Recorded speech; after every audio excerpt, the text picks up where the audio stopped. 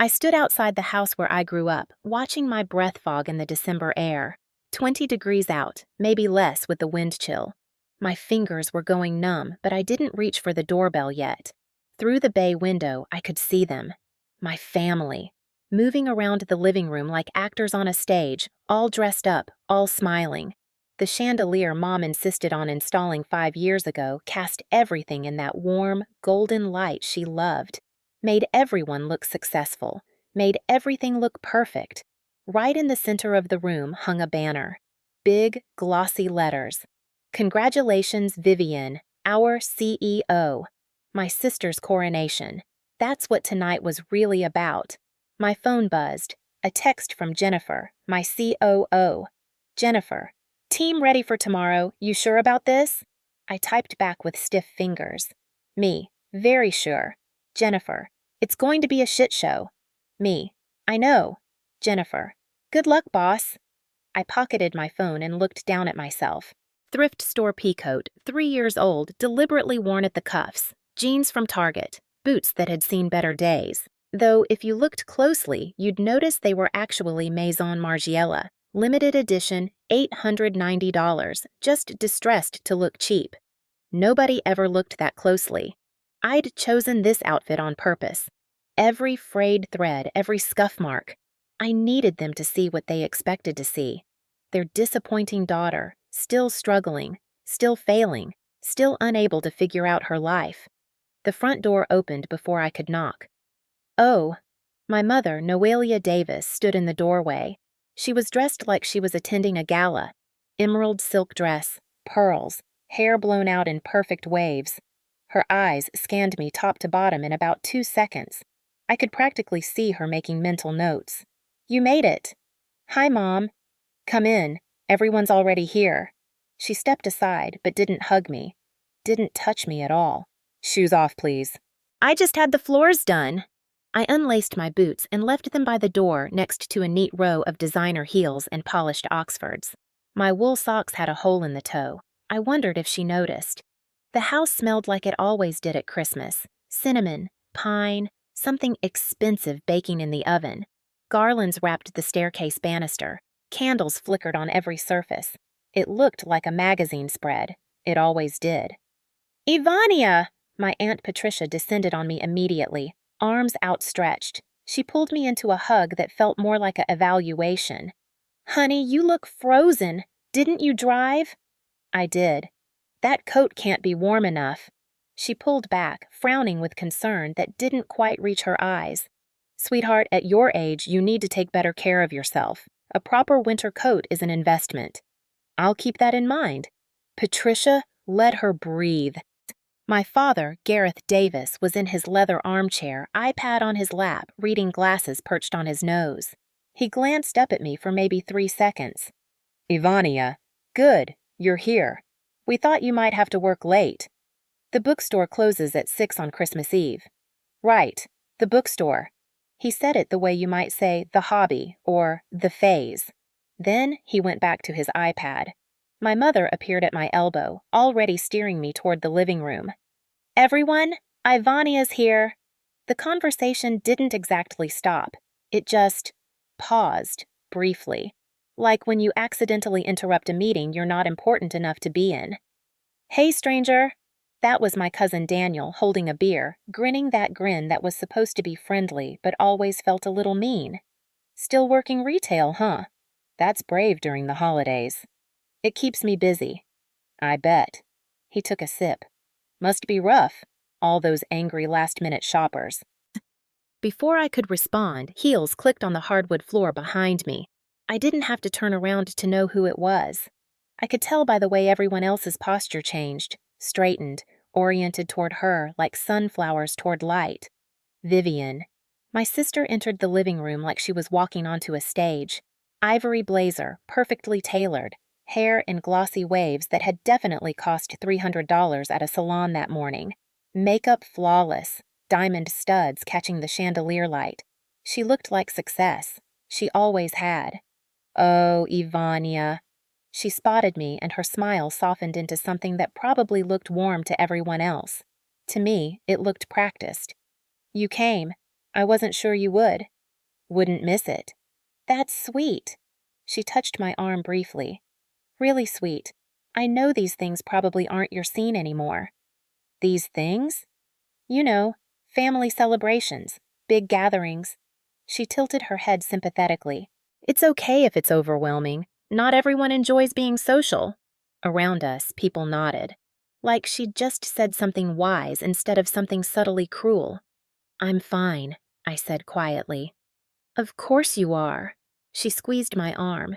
You're always fine. That's what I admire about you. Nothing ever seems to bother you. Her husband, Blake Morrison, appeared behind her, drink in hand. He was wearing a suit that cost more than most people's monthly rent, and the kind of watch that said, I'm important, in 14-karat gold. Ivania. He nodded at me. Still at that little bookshop? Phoenix Pages, yes. Cute name. His smile didn't reach his eyes. Must be nice, working somewhere so low pressure. It has its moments. I bet. He draped an arm around Vivian's shoulders. Nothing like what Viv's dealing with, of course. CEO life is insane. The stress, the hours, the decisions. Honey, don't. Vivian gave him a look that was supposed to be modest but came across as pleased. Tonight isn't about comparing jobs. Right, right. He held up his free hand. Sorry, just proud of my wife. My mother swept back into the room, clapping her hands once. Dinner's almost ready, but first, Vivian, honey, I know you said you have an announcement. The room went quiet. Actually quiet this time. Vivian positioned herself near the fireplace beneath her congratulations banner and waited. Let the anticipation build. She was good at this. Okay. She took a breath, playing it like this was spontaneous, like she hadn't rehearsed this moment in the mirror. So, I've been keeping something quiet because I wanted to be sure before I told everyone. Tell us! Aunt Patricia practically vibrated with excitement. Tomorrow afternoon, I have a meeting with representatives from Apex Vault Technologies. The room exploded. Gasps. Applause. Someone whooped. My Uncle Ron actually dropped his drink. Just a little, not enough to spill, but enough that everyone noticed and laughed. Apex Vault? My father stood up.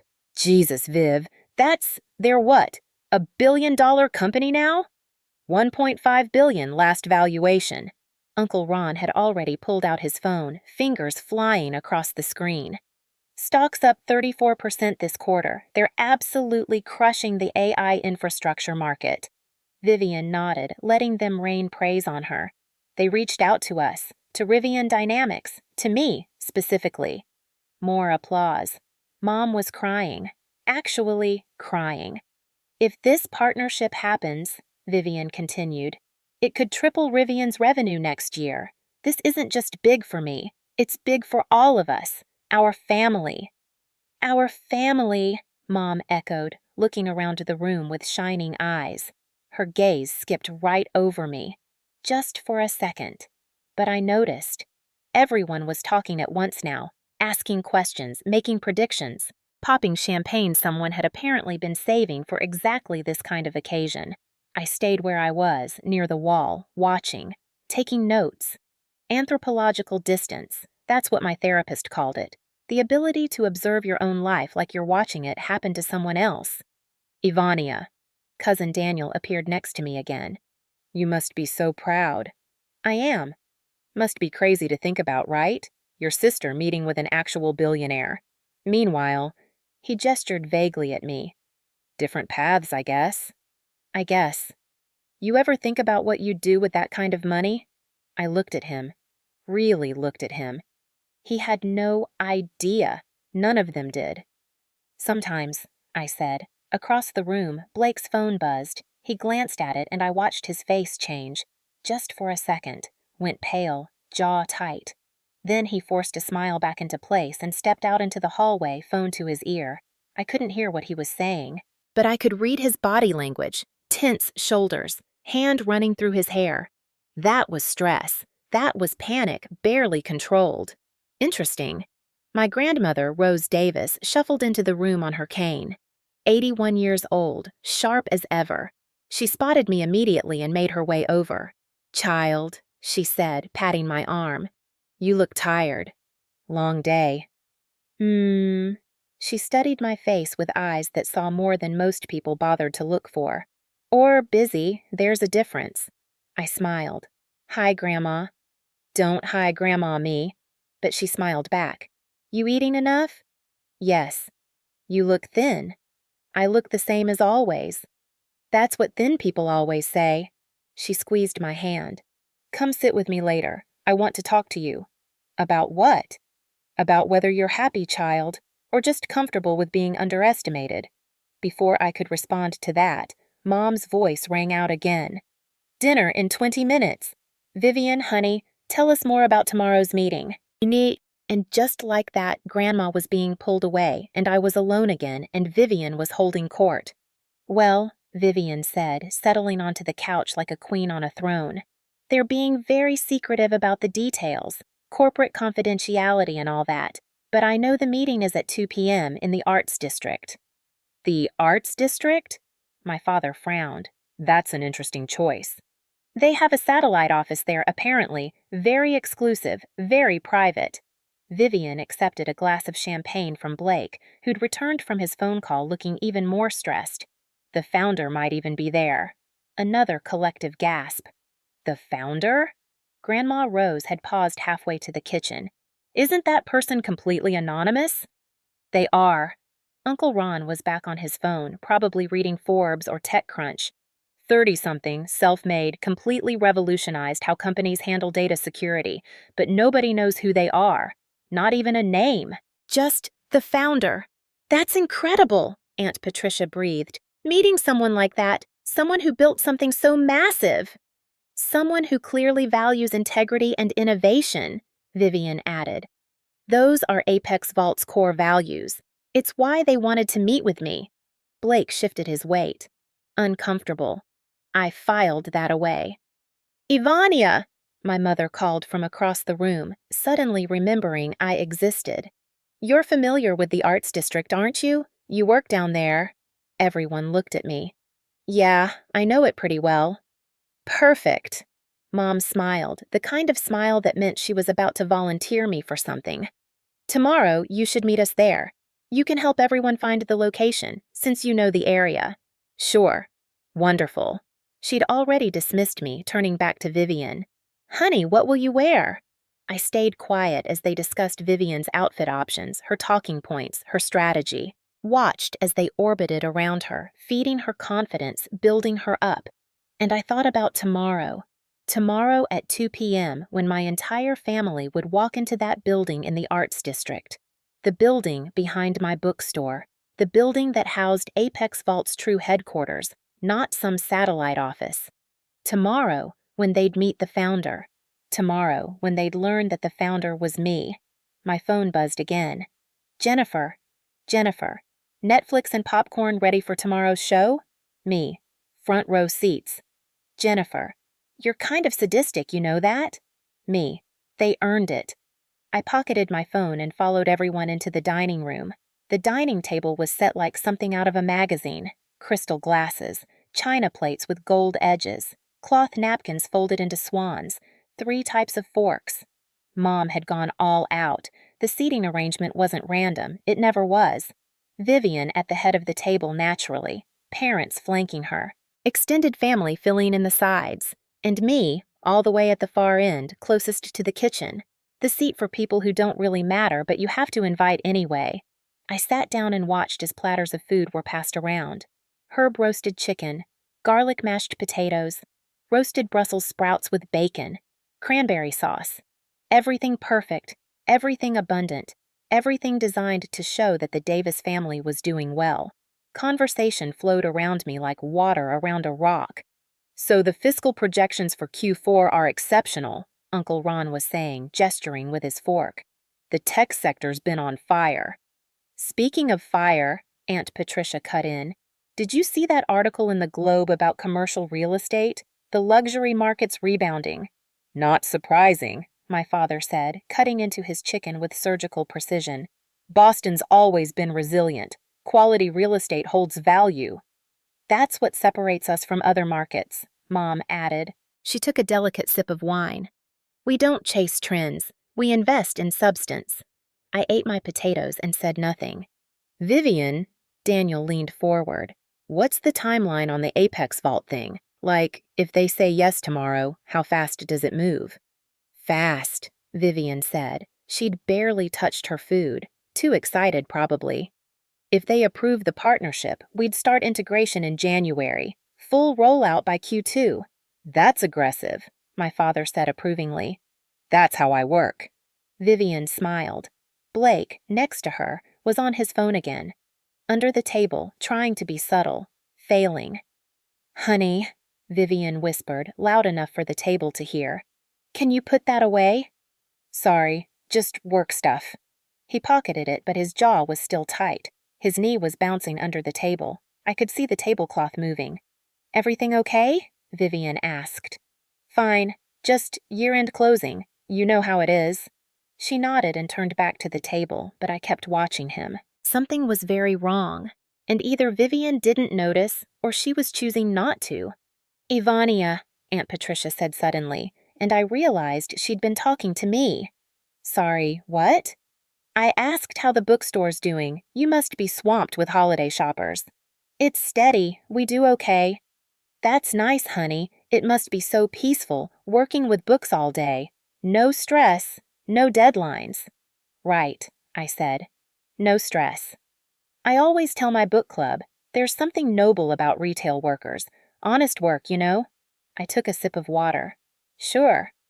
Do you ever think about going back to school? This from Uncle Ron. Getting a degree?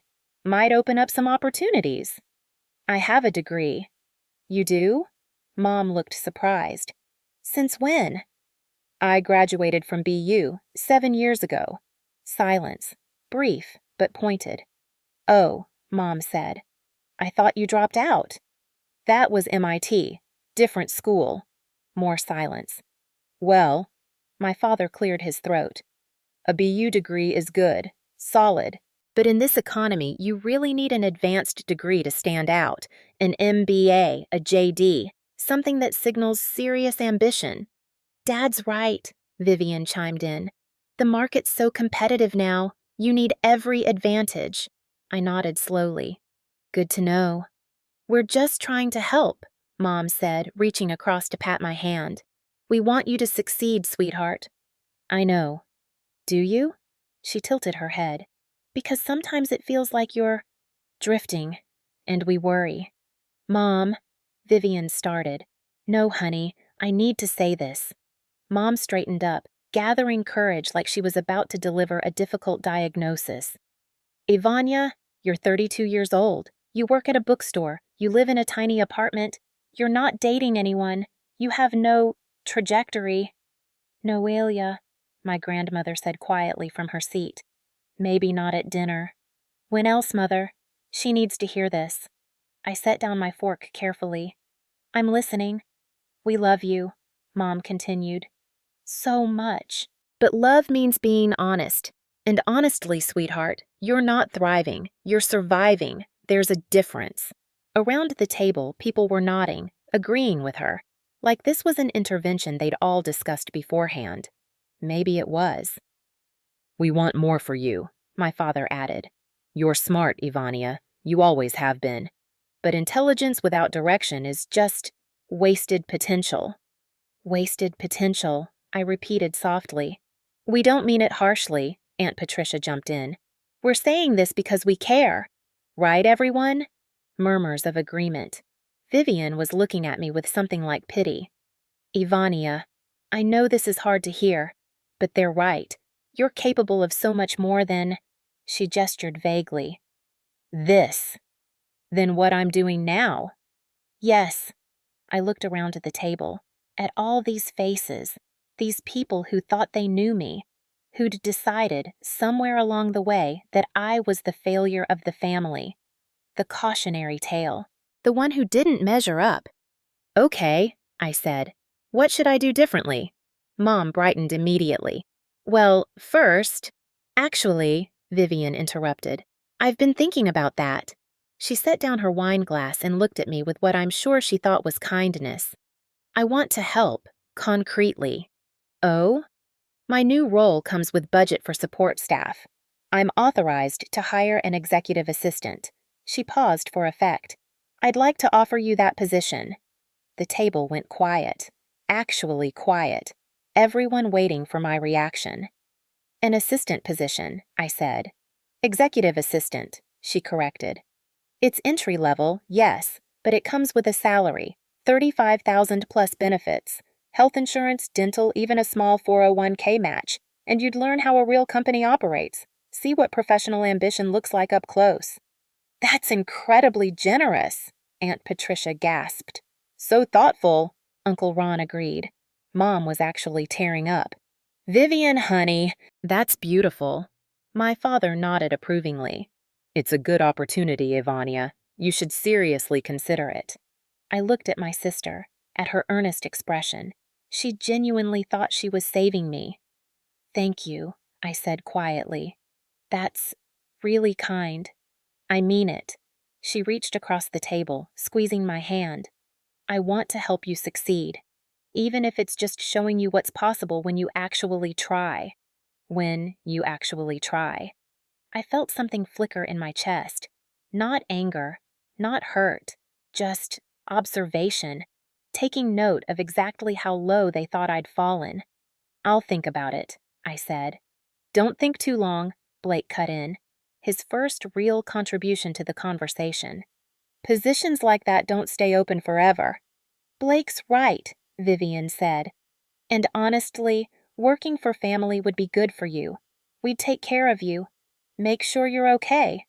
Take care of me, like I was a charity case. Plus, Blake continued, and now he was looking at me with something I didn't like. I could get you into some networking events. Young woman like you, with the right connections. He let that hang there. Could really open doors. The way he said it made my skin crawl. Vivian didn't notice. She was glowing. See? Everyone wants to help. You just have to let us. I appreciate it, I said. Dinner continued. More conversation, more wine, more congratulations for Vivian. The food was excellent. I barely tasted it. After dessert, some elaborate chocolate thing that Mom had ordered from a French bakery, people started migrating back to the living room. Coffee was brewing. Someone suggested watching the game. I helped clear plates, carrying them to the kitchen. It gave me an excuse to move, to not be watched. I was rinsing a plate when I heard voices from the pantry. Low, urgent. I paused. Sure about doing this tonight? My father. We can't wait anymore, Gareth. My mother. If we don't intervene now, she'll drift forever. It feels harsh. It's necessary. We can't enable her anymore. A pause. I have the packet ready. Job applications, budget worksheets, everything she needs to actually build a life. And if she resists? She won't. Not when she sees we're serious. Not when everyone agrees. I set down the plate very carefully and walked back into the hallway. So it was an intervention, an actual, planned intervention. My phone buzzed. Jennifer, you still alive? Me. Barely. They're planning something. Jennifer, want me to send extraction team? Me. No. I need to see how this plays out. Jennifer, masochist. Me. Researcher. I pocketed my phone and walked back into the living room. They'd rearranged the furniture while I was in the kitchen. Chairs pulled into a circle, the coffee table cleared. Everyone sitting down, looking serious. This was it. Ivania, my mother said, patting the empty chair next to her. Come sit, honey. We want to talk. I sat, looked around the circle. Everyone was there. Parents, sister, brother-in-law, aunt and uncle, cousins, even Grandma, though she looked less enthusiastic than the others. Okay, I said. What's going on? My mother took a deep breath. Sweetheart, we love you so much. And because we love you, we need to have an honest conversation. About? About your future. About where your life is heading. She reached down beside her chair and pulled up a large gift bag, glossy, expensive looking.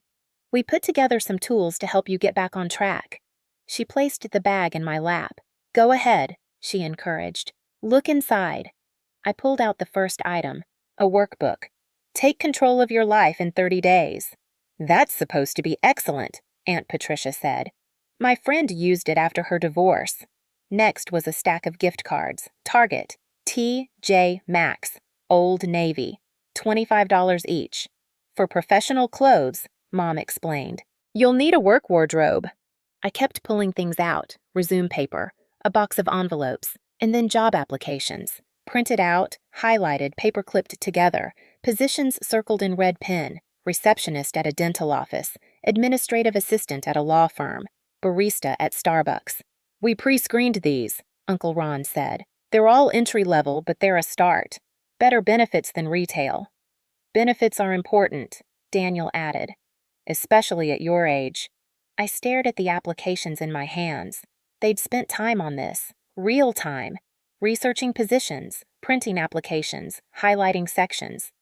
There's more, my father said. He held up his iPad. I've created a 90-day action plan. Goals, milestones, checkpoints. We can track your progress weekly. Weekly? I repeated. Family dinners every Sunday. We'll review where you are, make adjustments as needed. He turned the iPad so I could see. He'd actually made a spreadsheet, color-coded. Phase 1, immediate stabilization, I read aloud. Give notice at bookstore, accept assistant position, move back home. Just temporarily, Mom rushed to say. Until you save up a bit, no shame in needing family support during a transition. Phase 2, I continued. Professional development, wardrobe upgrade, LinkedIn profile, networking events. Blake can help with that, Vivian offered. He knows everyone. Blake nodded. His eyes lingered on me just a little too long. Happy to help. Young woman like you, with the right guidance. He trailed off, smiling. I felt Grandma shift in her chair. She'd noticed too. Phase 3, I kept reading. Long-term planning, return to school, consider certification programs, develop 5-year plan. My father nodded. It's comprehensive. We've really thought this through. I can see that. So, Mom clasped her hands together. What do you think? I looked around the circle again. They were all watching me, waiting, expecting. What? Gratitude? Relief? Tears of joy that they'd finally saved me? Can I ask something? I said quietly. Of course, honey. Did any of you, at any point, consider asking me if I wanted help? Silence. Or asking me if I was actually struggling? More silence. Because it seems like you all got together and decided I needed fixing without checking if I felt broken. Ivania, my father said carefully, denial is part of the problem. People who are struggling don't always recognize. I'm not in denial, Dad. Then what would you call it? Vivian leaned forward. You're 32. You work retail. You live in a studio apartment. You're not dating. You have no savings that we know of. That you know of, I repeated. Exactly. You don't tell us anything. You're completely isolated. I'm private. That's different from isolated. Is it? Mom's voice cracked. Because from where we sit, honey, it looks like you've just given up on ambition, on growth, on wanting more from life. What if I already have more? But you don't, she said gently, sadly. That's what we're trying to help you see. I looked down at the bag in my lap, at the job applications for positions I'd already surpassed a decade ago, at the budget planner for money I didn't need, at the gift cards for clothes I could buy without thinking twice. They didn't see any of it. They'd looked at me and seen only what they expected. Failure. Ivania, Vivian said softly, I know this is hard, but sometimes we need people to be honest with us, to show us what we can't see ourselves. And what can't I see? That you're wasting your potential, that you're capable of so much more than this half-life you're living. Half-life. That was a new one. Here's what I think, Aunt Patricia said, jumping in with that tone people use when they think they're being wise. You've been comfortable for so long, you've forgotten what it means to strive, to want something, to fight for it. Comfort is the enemy of growth, Uncle Ron added, nodding sagely like he'd just quoted Buddha instead of a motivational poster. And growth is what separates successful people from… Daniel trailed off, but his meaning was clear. From people like you. I felt something building in my chest. Still not anger. Still not hurt. Just a kind of cold clarity. This was it. This was how they saw me. How they'd always seen me. And tomorrow, I was going to blow that perception apart. So, my mother said, pulling out more papers from beside her chair, we've created some action items for you. First, you'll give notice at the bookstore. 2 weeks is professional. Then, wait. I held up a hand. There's something in this bag I didn't pull out. I reached down and found what I'd spotted earlier. A sealed manila envelope, official looking, labeled in my father's handwriting, estate documents. Oh, my mother said quickly, reaching for it. That's not, you don't need to. I held on to it. What is this? Family paperwork, my father said. His voice had changed. Gone careful. Not relevant to tonight's conversation. Then why is it in my intervention bag? Ivania, Grandma Rose spoke for the first time. Open it. Mother, my father said sharply. Not now. Yes, now. Grandma stood up, leaning on her cane. If you're going to sit here and tell this girl she has nothing, she should at least know what you took from her. The room went very still. What did they take from me? I asked. Gareth, Grandma said. Tell her, or I will. My father closed his eyes briefly. When he opened them, he looked older, tired. Your grandfather left you something in his will. Land, 47 acres outside Boston. I went very quiet. What? It was meant to be yours when you turned 30. But he glanced at my mother. We thought you weren't ready. You thought wrong, Grandma said. When did Grandpa die? I asked, though I already knew the answer. 10 years ago, my mother whispered. 10 years. They'd hidden my inheritance for 10 years. Why? Because, Mom said, and now she was crying. We didn't want it to cause tension between you and Vivian. We didn't want you to have something she didn't. We were trying to keep peace in this family. I looked at Vivian. She'd gone pale. Mom, she said, you did this to protect me? To protect the family, my father corrected. To maintain balance. By stealing from me, I said quietly. We didn't steal, my mother said quickly. We postponed until you were in a better place, until you could handle it responsibly. I laughed, actually laughed. It came out harder than I meant it to. Ivania, Vivian said. She looked genuinely shaken. I didn't know. I swear I didn't know. I believe you. I'm so sorry. You don't need to apologize for them. I stood up, set the bag aside, looked around at all these people who thought they knew what was best for me, who thought I needed their intervention, their advice, their rescue. Okay, I said, here's what's going to happen. Everyone leaned forward. Tomorrow at 2 p.m., I'm going to meet you all at the Apex Vault meeting. You don't have to, Vivian started. I want to. I know the area, remember? I'll help you find the place. That's sweet of you, Mom said. And after that meeting, I continued, we're going to have a very different conversation about who I actually am and what I've actually built. Built? My father frowned. What do you mean? You'll see tomorrow. I picked up my coat. Thank you for dinner. Thank you for the intervention. And thank you for showing me exactly who you all are. Ivania, my mother stood up. You're upset. We understand. But please don't make this harder than... I'm not upset, Mom. I'm just done pretending. I walked to the door, put on my boots, shrugged into my worn coat. Ivania, Grandma called. Will I see you tomorrow? I turned back. She was smiling, just a little, like she knew something the rest of them didn't. Yeah, Grandma, you will. Good. She nodded. It's about time. I left without saying goodbye to anyone else. Outside, the temperature had dropped another 5 degrees. My breath crystallized in the air. Snow was starting to fall, light and steady.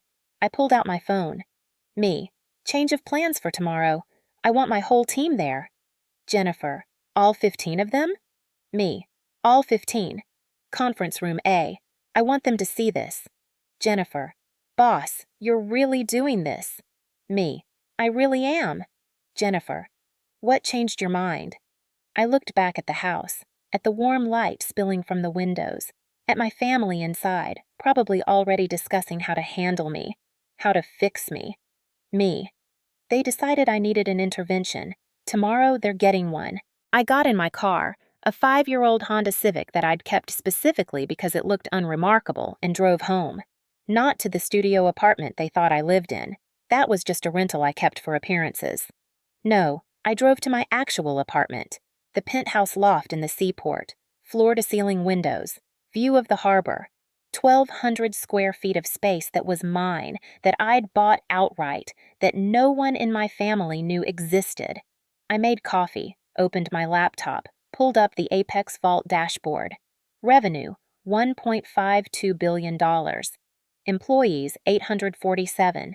Active projects, 23. One project in particular caught my eye. Rivian Dynamics Partnership Evaluation. Status, pending final review. I clicked on Blake Morrison's background check. Jennifer had been thorough. $2.3 million in unauthorized transfers over 18 months. Shell companies, falsified reports, and one very interesting detail. He'd been asking questions about Apex Vault's founder, about me, for weeks. He'd suspected something, not enough to figure it out, but enough to know something was off. Tomorrow, he'd find out exactly how off. I closed the laptop and walked to the window. Boston glowed below me, lights reflecting off the harbor. Somewhere out there, my family was sleeping, comfortable in their assumptions, comfortable in their certainty that they knew who I was. Tomorrow at 2 p.m., that comfort would shatter, and I was going to enjoy every second of it. I woke up at 6:30 to my phone buzzing on the nightstand. 3 texts from Jennifer, all sent in the last 10 minutes. Jennifer, board wants to know if you're really going through with this. Jennifer, Martinez thinks we should record it for legal purposes. Jennifer, I think we should record it for entertainment purposes. I typed back, still half asleep. Me, tell the board yes. Tell Martinez yes. Tell yourself yes. Jennifer, you're scary when you're determined. Me, good. I got up and made coffee with my ridiculously expensive espresso machine, a La Marzocco, the same one they use in high-end cafes, $4,000 that I'd justified because I drank coffee every single day. The machine looked sleek and professional, all chrome and clean lines, and to anyone who didn't know coffee equipment, it just looked like a nice appliance. That was the theme of my real life. Everything expensive, nothing obvious. I opened my laptop at the kitchen island while the espresso pulled. The Apex Vault dashboard loaded, showing overnight activity. East Coast team had pushed an update at 2 a.m. West Coast was already online. Tokyo office had flagged 3 client requests for review. My company never slept. An email sat at the top of my inbox. From j.torres@apexvault.com. Subject, today's agenda. Read this, boss. Security briefed for 2 p.m. arrival. Conference room. A configured with recording equipment. Audio/video encrypted archived. I've stationed Torres and Williams at entry points. They'll guide your family through without making it obvious. Blake Morrison's background check is worse than we thought. Attached file has everything. Falsified Q3 reports, shell company transfers, $2.3 million over 18 months, and a suppressed internal whistleblower complaint from June. He's been covering his tracks, but not well enough. The board is nervous about the optics of exposing him during a family meeting. I told them to trust you. Don't make me look stupid. One more thing, your sister's been calling our main line. 3 times yesterday. She sounds genuinely anxious about this meeting. Just thought you should know. Ready when you are. J. I downloaded the Blake Morrison file and skimmed through it. Jennifer was right. It was bad. Not just embezzlement. That would have been straightforward. This was systematic fraud, altered invoices, fake vendor contracts, money moving through 3 shell companies before landing in accounts connected to him. And the whistleblower complaint. A junior analyst named Patricia Chin had flagged irregularities 6 months ago. The complaint had been investigated internally and dismissed. Patricia Chin had quit 3 weeks later. Blake Morrison wasn't just a thief. He was the kind of thief who crushed people who got in his way. I forwarded the file to my legal team with a single line: "Prepare for law enforcement referral. Today." Then I pulled up Vivian's company profile. Rivian Dynamics, her division specifically. I'd had my team audit their financials 3 times, looking for any connection between her and Blake's activities. Nothing. Her division was clean. Spotless, actually. She ran a tight ship, which meant she genuinely had no idea what her husband was doing. That was going to hurt. When she found out, when she realized the man she'd married, the man whose child she was carrying, had been lying to her for months, I felt a flicker of something in my chest. Not quite sympathy, not quite pity, something more complicated. She was my sister, and she'd been awful to me, and she was about to have her world destroyed. All 3 things were true. My phone rang. Unknown number, but the area code was local. "Hello? Ms. Davis?" A woman's voice, young, nervous. "This is Patricia Chen. I saw that Apex Vault pulled my complaint file yesterday. From Rivian." "Ms. Chen, yes. Thank you for filing that report. I thought you should know. Blake Morrison called me last night, late. He said if I talked to anyone, he'd make sure I never worked in finance again." I sat up straighter. "He threatened you directly?" "Yes, he was really angry, said I was ruining his life by bringing up old issues." "Ms. Chen, I need you to document that call. Time, date, exactly what he said." "Can you do that?" "Already done. I recorded it. Massachusetts is a 2-party consent state, but I think threatening someone voids that." "Smart. Send me that recording. And Ms. Chen, you're not going to have any trouble finding work. I'll make sure of it." "Thank you." She exhaled, relieved. I couldn't let him keep getting away with it." "You did the right thing." After she hung up, I sat there for a moment, staring at my coffee. Blake Morrison had threatened a whistleblower last night, which meant he knew something was coming. He was panicking. Good. My phone buzzed again, this time a group text. "Davis family. Mom, good morning everyone, big day. We're meeting at the Arts District at 1:45. Dress professionally. We're meeting a billionaire." Aunt Patricia, so exciting. Should I bring business cards? Uncle Ron, Patricia, we're not networking. We're supporting Vivian. Vivian, please don't bring business cards, Aunt P. This is a professional meeting. Cousin Daniel, is Ivania coming? Mom, yes, she's meeting us there. She knows the area. Dad, Ivania, you know where the Apex Vault office is? I stared at the text. Typed, deleted, typed again. Me, I know exactly where it is. Mom, perfect. See you at 1:45 sharp. Vivian, honey, are you nervous? Vivian, a little, but ready. Mom, you're going to be amazing. I muted the conversation and set my phone down. Across the city, Vivian was probably doing exactly what I was doing. Drinking coffee, trying to calm her nerves, preparing for the most important meeting of her career. Except her meeting was with me. And she had no idea. I showered, dried my hair, and stood in my closet trying to decide what to wear. This was strategic. I needed to look professional enough to be taken seriously, but not so different from yesterday that it would tip them off early. I settled on black pants, theory, expensive but understated, and a charcoal sweater that could pass for Target but was actually Vince. Simple leather boots, low heel. Hair down, minimal makeup. I looked like a slightly upgraded version of myself. Like someone who'd made an effort for a family event, but not someone running a billion-dollar company. Perfect. At 11, I drove to Phoenix Pages. My bookstore, my cover, my favorite piece of the puzzle. The shop was in the Arts District, tucked between a coffee roaster and a vintage clothing boutique. Blue painted door, gold lettering on the window. Phoenix Pages, new, used, and rare books. I'd bought the building 8 years ago when I founded Apex Vault. Used it as my first office, actually. Worked in the back room for 6 months before I had enough capital to build out the real headquarters underneath. The bookstore itself was real, though. I'd hired a manager, stocked it properly, built a customer base. It made a small profit. Not much, but enough to look legitimate. I unlocked the door and flipped on the lights. The smell hit me immediately. Old paper, coffee, the lemon oil we used on the wooden shelves.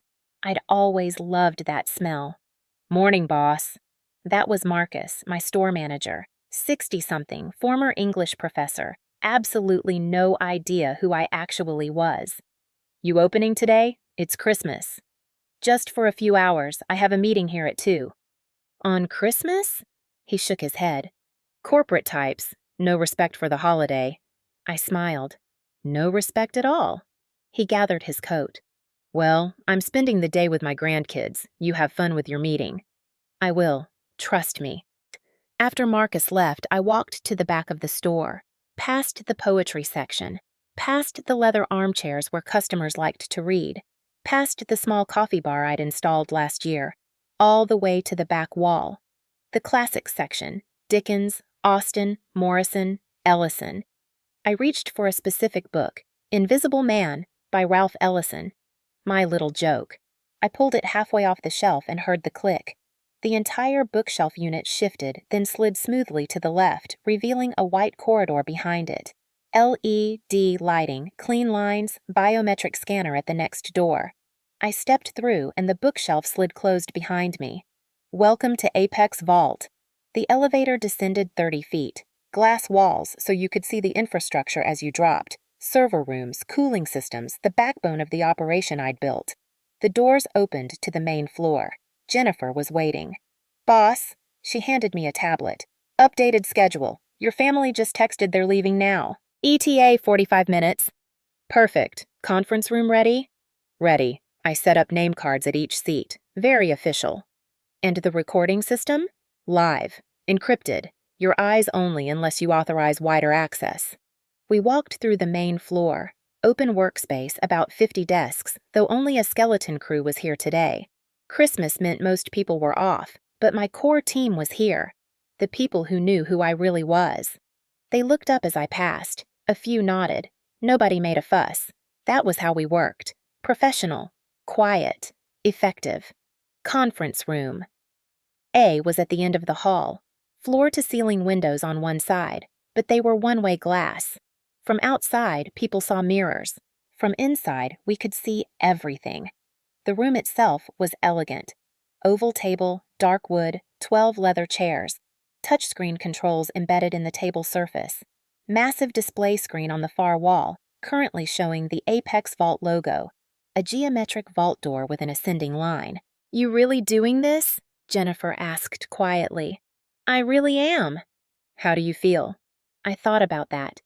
Weirdly calm. "Not nervous?" "About what? They can't take anything from me. They can't diminish what I've built. All they can do is finally see it." She smiled. "You're kind of a badass, you know that?" "I know." At 1:15, I changed. Kept the same pants, but swapped the sweater for a blazer. The row, black, perfectly tailored. Still understated, but now unmistakably expensive. I looked like a CEO, because I was one. At 1:40, Jennifer's phone pinged. "They're here. 2 SUVs just pulled up outside the bookstore." Showtime. I took the elevator back up, emerged through the hidden door into Phoenix Pages, smoothed my blazer, took a breath. Then I walked to the front of the store and looked out the window. Both SUVs were parked at the curb. Doors opening, my family climbing out. Mom in a cream suit, pearls, full makeup. Dad in his navy blazer. Aunt Patricia overdressed as usual. Uncle Ron checking his phone. Cousin Daniel looking bored. Grandma Rose moving slowly with her cane. Vivian in an ivory suit that probably cost $3,000. Hair perfect, face tight with nerves. Blake beside her, checking his phone, jaw tense. They looked like a delegation. Important people here for an important meeting. I opened the door before they could knock. "Hi," I said. "Come in." "Ivania!" Mom rushed forward, air-kissing both my cheeks. "You look nice. Is that new?" "Sort of." "Well, it's lovely." She glanced around the bookstore. "I haven't been here in... Have I ever been here?" "No." Oh, well, it's charming. Very quaint. Dad was already looking at his watch. Where's the Apex Vault office? We don't want to be late. It's close. Follow me. They filed into the store, looking around with that particular expression wealthy people get when they're in a space that doesn't cater to them. Polite interest mixed with mild discomfort. You actually work here? Cousin Daniel picked up a used paperback, wrinkled his nose. Every day? Most days. Huh. He set it down. Must be peaceful. Vivian had moved to the window, staring out at the street. Ivania, I don't see any corporate buildings around here. Are you sure you know where we're going? I'm sure. Because we can't be late. This meeting is... I know how important it is. Blake was on his phone again, typing furiously. His knee was bouncing, sweating even though it was cold outside. Blake, Vivian said sharply. Put that away. Sorry, just work stuff. It's Christmas. Yeah, well, some of us have actual responsibilities. He said it without looking up. Vivian flinched. I caught Grandma Rose's eye. She was watching me carefully, a small smile playing at her lips. So, Uncle Ron said loudly, trying to fill the awkward silence. This Apex Vault founder. Anyone know anything about them? Anonymous, Dad said. Self-made, 30-something. Revolutionary approach to data security. Built the company from scratch in less than a decade, Aunt Patricia added. I read the Forbes profile. Absolutely fascinating. Sounds like my kind of person, Daniel said. Probably some genius MIT dropout who got lucky with timing. I almost laughed. Almost. Okay, I said. Everyone ready? Ready. Vivian smoothed her suit. Where's the office? Here. What? I walked toward the back of the store. This way. They followed, confused now, past the tables, past the coffee bar, all the way to the classics section. I reached for Invisible Man, pulled, click. The bookshelf shifted, slid open. Behind me, someone gasped. What the hell? Uncle Ron. Is that Aunt Patricia? Oh my God. Vivian. The white corridor stretched ahead, clean and bright and utterly unexpected. Welcome, I said, to Apex Vault Technologies. For a moment, nobody moved. They just stared at the hidden corridor like it might disappear if they blinked. I don't understand, Mom said finally. Apex Vault is behind your bookstore? Under it, technically. But why? The bookstore is part of our community initiative. We operate 12 retail spaces in underserved neighborhoods. This was the first one. I stepped into the corridor. Coming? They followed, slowly, uncertain. The bookshelf slid closed behind them with a soft hiss. Jesus, Daniel whispered. We reached the biometric scanner. I placed my hand on it. Identity confirmed. Welcome, Ms. Davis. The voice echoed in the small space. Electronic, neutral. Everyone stared at the scanner, at my hand, at me. Ivania, Vivian said slowly, why does their security system know you? You'll see. The inner door slid open. The elevator was there, glass-walled, waiting. Everyone in. It's a short ride. We packed into the elevator. Tight quarters. I could feel them pressing against me, confusion radiating off them like heat. The elevator descended. Through the glass walls, they could see everything. Server racks, climate control systems, fiber optic cables, the entire technological infrastructure of a billion-dollar company. Holy shit, Uncle Ron breathed. Language, Aunt Patricia hissed. Patricia, look at this place. The elevator slowed, stopped. Doors opened. I stepped out first into the main floor. The few employees who were working today looked up, nodded at me, went back to their screens. Like this was normal. Like I belonged here. Because I did. This way, I said. I led them past the workstations, past the break room with its espresso machine and massage chairs, past the walls covered with patents and awards. Their heads swiveled, trying to take it all in. Conference room A was at the end of the hall. I opened the door. Please, I gestured. Have a seat. They filed in slowly. The room was impressive. I'd designed it to be. The kind of room where important decisions got made. Name cards sat at each seat. I'd had Jennifer arrange them strategically. Vivian at the head of the table, facing the main screen. Blake next to her. Parents on either side. Extended family filling in. Grandma Rose near me. They sat, stared around, tried to process. "So," Dad said finally, "when does the Apex Vault team arrive?" "They're already here." I gestured to the window.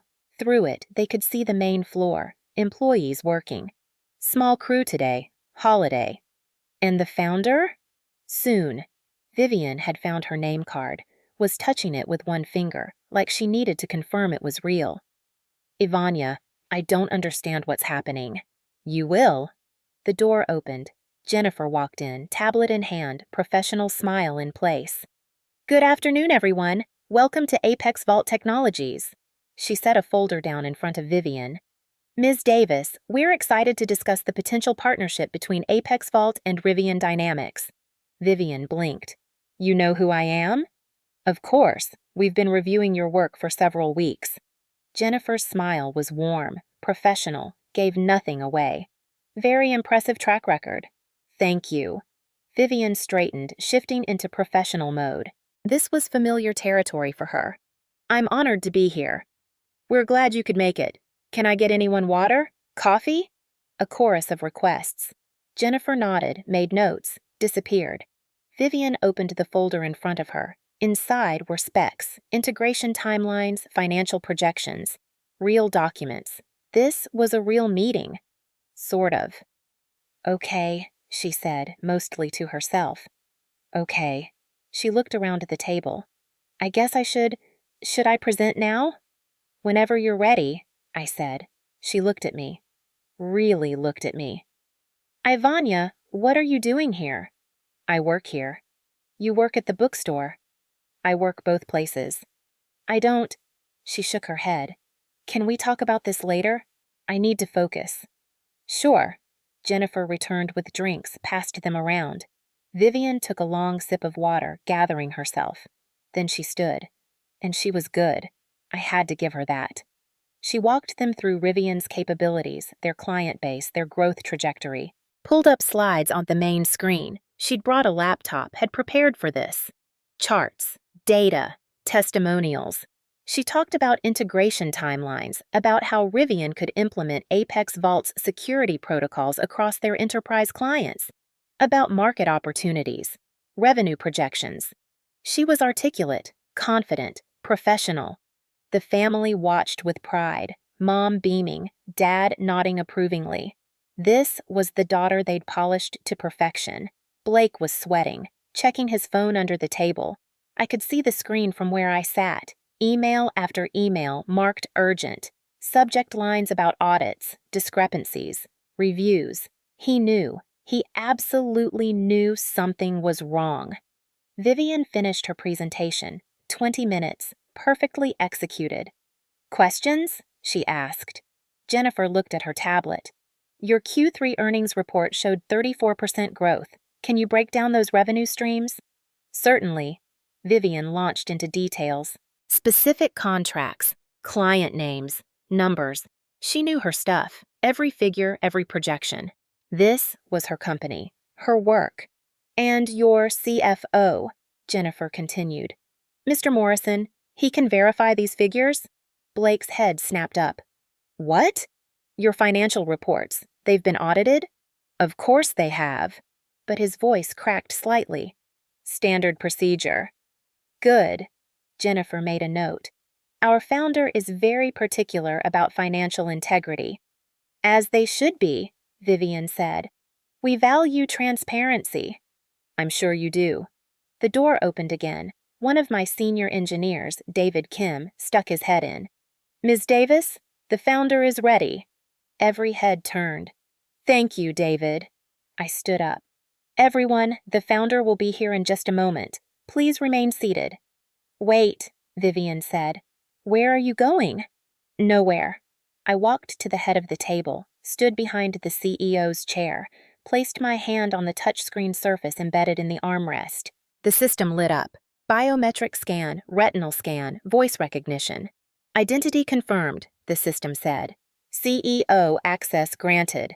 Welcome, Ivania Davis.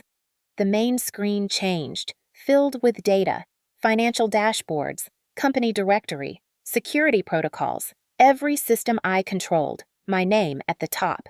Ivania Davis, founder and CEO. The room went silent, completely silent. I looked at my family, at their frozen faces, at the exact moment reality cracked. Hi, I said quietly. I'm the founder. Nobody moved. Nobody breathed. They just stared. No, Mom whispered finally. No, that's not. Yes. You work at a bookstore, Dad said, stated it like a fact that couldn't be disputed. I own a bookstore, among other things. This is a joke. Vivian stood up, shaking her head. This is some kind of... It's not a joke. Then what is it? The truth. I touched the screen, pulled up a file. Apex Vault Technologies, founded March 2017. Initial capital, $47,000 from my MIT tuition refund. First client, a Boston biotech startup. Revenue first year, $200,000. Revenue this year, $1.52 billion. The numbers filled the screen. Undeniable. Documented. I don't understand, Aunt Patricia said. How could I build this? I looked at her. Same way anyone builds anything. Work, time, intelligence, and the advantage of being completely underestimated. But we would have known, Uncle Ron said. We would have seen. You saw what you expected to see. A struggling daughter, a disappointing sister, someone who needed fixing. Vivian sat down heavily. Oh my God. I've been running this company for 8 years, hired 847 people, filed 16 patents, built infrastructure that's now used by 30% of Fortune 500 companies. I paused. And you thought I needed help finding a receptionist job? Mom's face had gone white. Why didn't you tell us? Would you have believed me? Silence. That's what I thought. Dad was staring at the screen, at the numbers. His financial mind was calculating, processing. 1.5 billion. Jesus Christ. Give or take. And yesterday, Vivian said slowly, when you offered me a job, I offered you a partnership, a real one, conditional on certain factors. What factors? I looked at Blake. Integrity, transparency, honesty. He'd gone very still. Which brings us, I continued, to something we need to discuss. Jennifer? Jennifer pulled up another file on the screen. Financial records, bank transfers, shell company filings. Blake Morrison, I said, CFO of Rivian Dynamics, also, as of yesterday, under investigation for embezzlement and fraud. Vivian whipped around to look at him. What? It's not, Blake started. $2.3 million in unauthorized transfers over 18 months. Falsified earnings reports. Suppressed whistleblower complaints.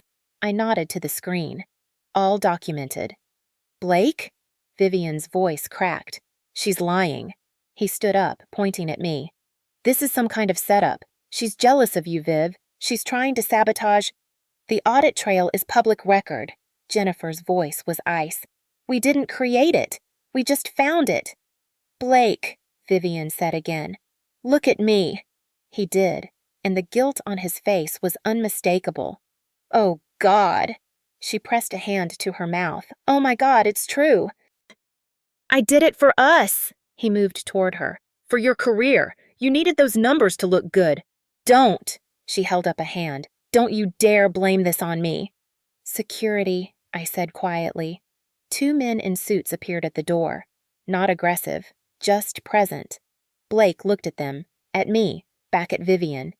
You're really going to do this? Turn me in? The law will do that. I'm just providing evidence. Vivian, he tried one more time. Come on, don't let her ruin us. You ruined us. Her voice was steady, cold. Get out. Viv, get out. Security moved forward. Blake looked like he wanted to fight, wanted to argue, wanted to do something, but he was outnumbered, outsmarted, out of options. They escorted him out. The door closed, and my family sat there, in the conference room of my billion-dollar company, trying to comprehend a reality that had just rewritten itself. Vivian was crying, silently, tears running down her face, ruining her perfect makeup. Mom was frozen, hands clasped in her lap. Dad was still staring at the numbers on the screen. Grandma Rose was smiling. "Well," she said into the silence, "I'd say that went about as expected." The silence lasted maybe 30 seconds. It felt like 30 years. Then everyone started talking at once. "How long have you? Why didn't you? I can't believe. This entire time. Stop!" I didn't raise my voice. Didn't need to. Something about my tone, the CEO tone I'd developed over 8 years of running a company, cut through the noise. They stopped. "I know you have questions," I said. "I'll answer them, but one at a time." Dad stood up slowly. His hand was shaking as he reached for the table to steady himself. 8 years. You've been running this company for 8 years. "Yes. And you never told us." "No." "Why?" I looked at him, really looked at him, at this man who'd spent my entire childhood measuring me against some standard I could never identify. Would it have changed anything? "What do you mean? Would you have treated me differently? If I'd told you 3 years ago, 5 years ago, that I was building a company?" He opened his mouth, closed it. "You would have told me it was impossible," I said quietly. "That I didn't have the experience, the education, the network. You would have given me 100 reasons why it wouldn't work. That's not fair." "Isn't it? Dad, you forgot I graduated from BU. You thought I'd dropped out because that fit the narrative better. The narrative where I was lost and you were concerned." He flinched. Mom stood too, wrapping her arms around herself. "We were trying to help you. You were trying to fix me. Because we thought you were struggling." "I was never struggling. I was building." I gestured around the room. "This. All of this. While you were planning interventions and printing job applications, I was filing patents and signing contracts." "But the bookstore," Aunt Patricia said weakly. "You always said you worked at the bookstore." "I do work there. I own it. I manage it. It's a real business that employs 3 people and serves the community." I paused. "It's also excellent camouflage." "Camouflage," Uncle Ron repeated. He was looking at me like he'd never seen me before. "You were hiding from us." "I was protecting this." I touched the table. "From people who would have tried to control it, monetize it, make it about them instead of about the work." Vivian hadn't moved. She was still sitting, staring at nothing, mascara streaking down her cheeks. "Viv," I said softly. She looked up at me. Her eyes were red, devastated. "I offered you a job." "You did?" "A $35,000 assistant position." "Yes." "And you're a billionaire." "Not quite. The company's worth $1.5 billion. My personal net worth is around $800 million, after taxes and reinvestment." She laughed. It came out broken, almost hysterical. $800 million? God, I was so proud of my $600,000 salary. I thought I'd made it." "You did make it. That's a good salary." "Don't patronize me." "I'm not." She stood up suddenly, chair scraping. "Yes, you are. You're standing there calm as anything, telling me about your $800 million while my entire life is falling apart." "Your life isn't." "My husband is a criminal. My marriage is over. And my sister," her voice cracked. "My sister, who I've spent years pitying, who I condescended to, who I offered a pity job to, is the most successful person in this family, and I never knew." The room went quiet again. "How does that feel?" Vivian demanded. "Knowing we all looked down on you? All of us. Every single person in this room thought you needed our help." "I know." "And you just let us?" "Yes." "Why?" I thought about how to answer that. There were a lot of reasons. Some I understood, some I was still figuring out. "Because," I said finally. I needed to build something that was mine, not influenced by your opinions, not shaped by family expectations, not compromised by people who thought they knew better. So you lied to us. I omitted. There's a difference. Not much of one. Maybe not. I met her eyes. But Viv, honestly, would you have kept my secret? She opened her mouth immediately, then stopped. Thought about it. No, she admitted quietly. I would have told Mom. I know. Mom made a small sound. Vivian, you wouldn't have... Mom, yes, I would have. 3 years ago, 5 years ago, I absolutely would have told you because I was so desperate for your approval that I would have used Ivania's success to make myself look good. Look, I convinced Ivania to tell us, aren't I a good sister? She laughed bitterly. I would have made her accomplishment about me. The honesty of it hung in the air. At least you can admit it, I said. Vivian looked at me. I've been a terrible sister. Yeah, you have. And you still offered me a partnership? Your work is good. You're capable. You just married badly and had toxic family dynamics. I shrugged. The family dynamics are partially my fault, too. I enabled them by hiding. Don't do that, Grandma Rose said sharply from her chair. She'd been quiet until now, just watching. Don't take responsibility for their blindness, child. You hid because they didn't look. Mother, Dad started. Gareth, sit down and listen. Grandma pointed her cane at him. All of you, sit down. They sat.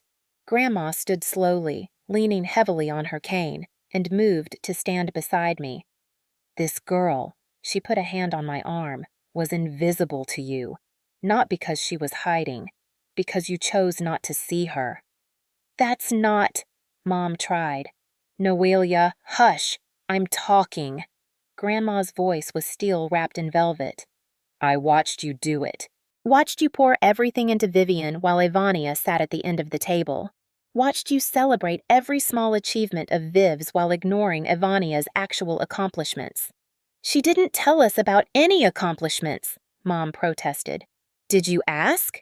Grandma turned to her. Did any of you ever ask this girl what she was working on? What mattered to her? What she dreamed about? Silence. That's what I thought. Grandma squeezed my arm.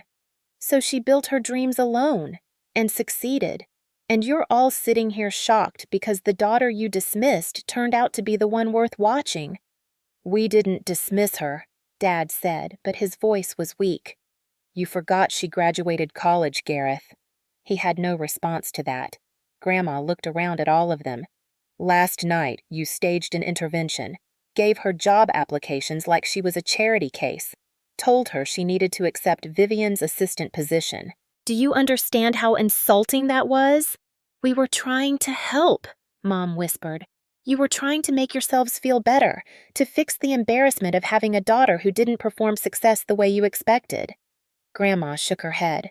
Well, congratulations. You just learned she's been performing success better than any of you. Vivian was crying again. Quiet tears. Grandma's right. We were horrible. Yes, Grandma agreed. You were. Can we fix it? Vivian looked at me. Is there any way to fix this? I don't know, I said honestly. That depends on whether you're willing to actually change. I want to. I swear I want to. Wanting isn't enough. You have to do the work. I will. I studied her, saw genuine remorse there. Also, saw fear, grief, the dawning realization that her perfect life had just shattered. Viv, I said gently, about Blake. Don't. She held up a hand. I can't. Not yet. Okay. But you need to know. He's a criminal. He stole millions. He lied to me. Her voice was flat. I know. I got it. Can we please not talk about it right now? Fair enough. Dad cleared his throat. Ivania, I need to understand something. The money. Where did you get the initial capital if you dropped out of MIT? I told you, tuition refund. That's not enough to start a company. It is if you're careful. $47,000 I spent 30 on equipment and server space, lived on the rest for 6 months while I built the first client relationships. You were homeless? Mom looked horrified. I had an apartment, tiny, cheap. I ate ramen and worked 18-hour days. I shrugged. That's how most companies start. We could have helped. You thought I was wasting my life dropping out, remember? You told me I was throwing away my future. Dad closed his eyes. I did say that. Yeah, you did. I was wrong. Yes, you were. He looked at me, really looked at me. I saw him seeing me, maybe for the first time. I'm sorry. Okay. That's it? Just okay? What do you want me to say, Dad? That I forgive you? That everything's fine now? I shook my head. I'm not there yet. Will you ever be? Ask me in a year. Mom stood up, walked around to the table toward me. Sweetheart, I know we hurt you. I know we failed you. But please, you have to understand. We thought we were doing the right thing. The road to hell, Grandma muttered. Mother, please. Mom reached for my hands. I let her take them, but didn't squeeze back. Ivania, I'm your mother. I love you. I have always loved you. Love isn't enough, Mom. Love without respect is just control with good intentions. I respect you. Do you, or do you just respect this? I gestured at the conference room. If I was still just the bookstore girl, would you respect me then? She didn't answer. That's what I thought. Jennifer appeared at the door. Ms. Davis, sorry to interrupt, but we have a situation. What kind of situation? Blake Morrison is in the lobby with 2 lawyers. They're threatening to sue for wrongful termination and defamation. Vivian's head snapped up. He what? He's claiming the embezzlement evidence is fabricated. Says he'll file suit within the hour unless we issue a public apology and reinstate the partnership. I felt something cold settle in my chest. Is he serious? He's bluffing, Jennifer said. His lawyers look nervous. I don't think they've seen the evidence yet. Show it to them. All of it? Everything, including the whistleblower complaint and last night's threatening phone call to Patricia Chin. Jennifer's eyebrows went up. He called her? And threatened her. She recorded it. I looked at Vivian. Do you want to be there when I handle this? She faltered. Should I be? He's still technically your husband. This affects you. He's not my husband. Not anymore. She stood up, wiping her eyes. Yes, I want to be there. Okay, everyone else, stay here. Jennifer, conference room B. Ready when you are. Conference room B was smaller, more intimate. Same one-way glass windows. Blake was sitting at the table with 2 lawyers in expensive suits. They looked up when we entered. Finally, Blake said. I've been waiting. He stopped when he saw Vivian. Viv, thank God. Tell them this is ridiculous. Don't talk to me. Babe, come on. This is obviously a setup. I said don't talk to me. His lawyers shifted uncomfortably. The older one, gray hair, wire-rimmed glasses, cleared his throat. I'm Robert Chin, representing Mr. Morrison. This is my associate, Jennifer Wu. We're here to discuss the baseless accusations made against our client. Not baseless, I said, sitting down. Vivian sat beside me. Well documented, actually. According to you, but given that you're a direct competitor to Mr. Morrison's company, I'm not a competitor, I'm a potential partner. Was a potential partner. Semantics. The point is, you have motive to fabricate evidence. Show them, I said to Jennifer. She put a tablet on the table, pulled up files. Financial records from Rivian Dynamics, authenticated by their own auditors. Shell company filings from Massachusetts Secretary of State's office. Bank transfer records from 3 separate institutions. And this, she played an audio file. Blake's voice. Patricia, listen to me. If you say one word about this to anyone, I will destroy your career. Do you understand? I have connections. I will make sure you never work in finance again. Patricia Chin's voice, shaky. Blake, I just reported what I saw. I don't care what you saw. You keep your mouth shut or you're done. The recording ended. The lawyers looked at each other. "That's inadmissible," the younger one, Jennifer Wu, said quickly. "Massachusetts is a two-party consent state." "Correct," Jennifer said. "Which is why we're not using it in any legal proceedings. We're just demonstrating that your client threatened a witness last night after learning about our investigation. You can't prove that's his voice." "We can," I said. "Voice analysis, phone records, and Ms. Chen's sworn statement. Plus, fun fact, threatening witnesses to prevent testimony is obstruction of justice. That's a felony." Blake had gone pale. Robert Chen put a hand on his arm. "Don't say anything." "I think," I continued, "that Mr. Morrison should be more concerned about the SEC investigation than about suing us for defamation." "SEC?" Blake's voice cracked. "They were notified this morning. Financial fraud at this scale requires federal involvement." His lawyers exchanged glances, the kind of glance that said they were just learning how deep this went. "Mr. Chen," Vivian said quietly. Her voice was steady, calm. The CEO voice. "I'm Vivian Davis, CEO of Rivian Dynamics. I want to make something clear. As of right now, Blake Morrison is terminated. Not suspended. Terminated. I'm filing for divorce, and I will be cooperating fully with any and all investigations." "Vivian," Blake started. "Furthermore," she talked over him, "I'll be releasing a statement within the hour. Rivian Dynamics discovered the fraud internally, reported it immediately, and has zero tolerance for this behavior. Blake acted alone. The company is clean." She looked at me. I nodded slightly. "Good move. Distance the company, protect the employees, control the narrative." "You can't do this," Blake said. He was panicking now. "Viv, I did this for us." "You did this for you," she said coldly. "And you used my company to do it. I made you look good. Those numbers, that growth, was fake, based on fraud and lies." She stood up. "I'm successful, Blake. Actually successful. I don't need inflated numbers to prove my worth. That's your insecurity, not mine. You'll regret this." "No," she said. "I regret marrying you. This, I won't regret." She walked out. I stood to follow, then paused, looked at Blake. "You had one chance," I said, "to be honest, to support her without trying to profit from it. You chose wrong." "And you?" he spat. "You're so noble. You hid your whole life from your family." "I hid my success. You hid your crimes, not the same thing." I left him there with his lawyers and his failed intimidation tactics. Outside, Vivian was leaning against the wall, breathing hard. "Did I do okay?" "You did great." "I feel like I'm going to throw up."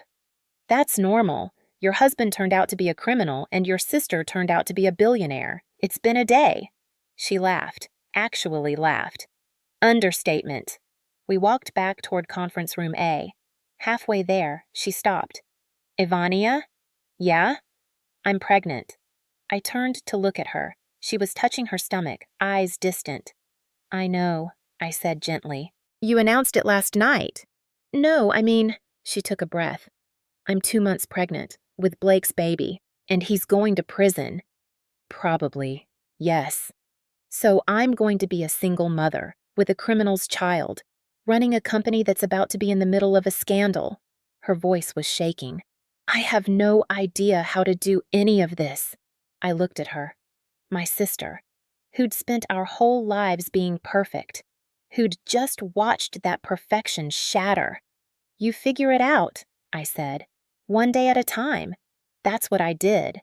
"But you're strong. You always have been." "I'm not stronger than you, Viv. I just had different challenges." "And now I have yours and mine." "No. Now you have the chance to rebuild something real, not based on fake numbers or family approval. Something actually yours." She looked at me. "Will you help me?" "Yes, but not by rescuing you, by being honest with you." "Okay." She nodded. "I can work with that." We walked back to conference room A together. The family was still there, sitting in uncomfortable silence. They looked up when we entered. "Blake?" Mom asked hesitantly. "Gone," Vivian said. With his lawyers. I fired him. I'm filing for divorce. And I'm cooperating with the SEC. The SEC? Dad went pale. Vivian, that's federal. I know what it is, Dad. She sat down heavily. But I didn't do anything wrong. Blake did, and I'm not protecting him. But the baby will have one parent, me, and maybe that's better than having two parents where one is a criminal. Mom was crying silently. This family is falling apart. No, Grandma Rose said firmly. This family is finally being honest. There's a difference. Mother, you can't possibly think this is better. I think truth is always better than comfortable lies. Grandma looked at me. Don't you, Ivania? Yeah, I do. Dad stood up, started pacing. Okay. So, where do we go from here? That depends, I said. On what? On whether you're willing to actually change, or if you just want to paper over this and pretend everything's fine. We want to change, Mom said quickly. We'll do anything. Stop. I held up a hand. Don't promise anything yet. You don't know what it'll cost. What do you mean? I sat down at the head of the table. My table. In my company. Here's what I need from you. All of you. They leaned forward. First, no more assumptions about my life. You don't know what I'm doing, what I'm building, what I'm capable of. So, you ask. You don't assume. Nods around the table. Second, no more comparing me to Vivian. We're different people, different paths, both valid. Of course, Mom said. Third, the inheritance, Grandpa's land. I want the deed transferred immediately. This week. Dad nodded. Already called our lawyer. It's in process. Fourth, my business is my business. You don't get input. You don't get updates unless I choose to share them. You don't get to brag about me to your friends. This company belongs to me, not to the Davis family legacy. That one was harder for them. I could see it in their faces. We're proud of you, Mom said quietly. Is it wrong to want to tell people? It's wrong to take credit for something you didn't support. If you want to tell people, tell them you failed to recognize my potential for 8 years. That's the honest story. She flinched. Fifth, I continued. Therapy, family therapy, all of us. Not because we're broken, because we need to rebuild communication patterns. I'll cover the cost. We can pay for our own therapy, Dad said. I know you can, but I want to choose the therapist. Someone who won't let you charm your way through it. Vivian snorted. Good call. And finally, I looked around at all of them. Boundaries. When I say no, I mean no. When I say I need space, you give it to me. When I don't respond to texts immediately, you don't panic. You trust that I'm an adult who can handle her own life. That's fair, Uncle Ron said quietly. Those are my terms, I said. Non-negotiable. If you can't agree to them, we can have a polite, distant relationship. Holiday cards and nothing more. We agree, Mom said immediately. All of you? I looked at each of them. Nods. Agreement. Okay. I took a breath. Then we can try to rebuild. Try, Vivian repeated. Not guarantee. Not guarantee, I confirmed. This is earned back, not given. I understand. She looked at our parents. We all understand, right? Yes, Dad said. His voice was rough. Ivania, I need to say something. Go ahead. When you were 10, you came to me with an idea. A website where kids could trade books with each other. I remembered. I'd been so excited. Drew up plans, figured out logistics, even had a name, Bookbridge. I told you it was cute but not realistic, Dad continued. Told you to focus on school instead. I remember. That exact idea became BookSwap. Company sold for $200 million 3 years ago. He looked at me. I dismissed a $200 million idea because I didn't believe my 10-year-old daughter could execute it. Dad, and that's not even the worst part. He was crying now, actually crying. The worst part is I've been doing that your whole life. Dismissing you, not believing in you, telling you to be realistic when you were already being visionary. Gareth, Mom whispered. I failed you, he said, completely, and I'm so sorry. I looked at this man who'd spent my childhood making me feel small, who'd just admitted he'd killed my confidence for decades. Thank you for saying that, I said quietly. Do you forgive me? No, not yet. He nodded. Fair. But I might, I added. Eventually, if you actually change. I will. I swear I will. Mom stood up, came around the table again. This time I let her hug me. She held on tight, crying into my shoulder. I'm sorry, she whispered. I'm so sorry, baby. I tried to control everything and I ended up destroying your trust in us. Yeah, you did. Can I ask? She pulled back, looking at me. Did you ever want to tell us? Was there a moment where you almost did? I thought about that. Yes. 3 years ago, you guys came to my studio apartment, the one you thought was my only place. And Mom, you looked around with so much pity, like you couldn't believe your daughter lived somewhere so small. She closed her eyes. And I almost told you right then. Almost said, I have a penthouse in the seaport. I'm worth $300 million. This is just my cover. But I didn't, because I knew you wouldn't be proud of what I built. You'd just be relieved that I wasn't embarrassing you anymore. That's not. Yes, it is. And you know it. She did know it. I could see it in her face. Grandma Rose stood up, tapping her cane. All right. That's enough for today. This family has had enough revelations. Time to go home. Process. Think. We should celebrate, Aunt Patricia said weakly. Ivania's success. No celebrations yet, Grandma said firmly. First, you mourn what you lost, the relationship you could have had with this girl if you'd paid attention. Then, if she allows it, you celebrate. Smart woman, my grandmother.